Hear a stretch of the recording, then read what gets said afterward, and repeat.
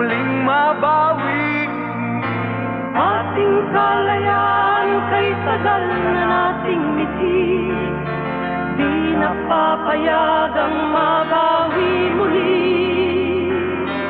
Magkakapit-pisig, libo-libong tao.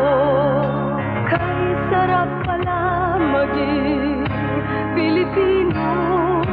Sama-sama iisa ang atikain.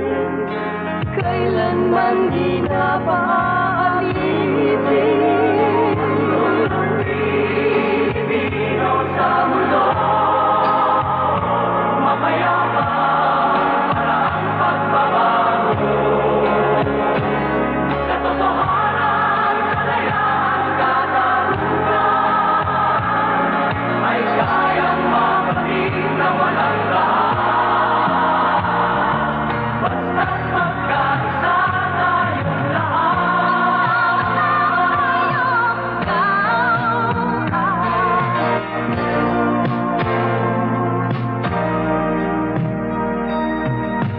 basta nang nagaganap sa aming bayan, magkasama ng mahirap at mayaman.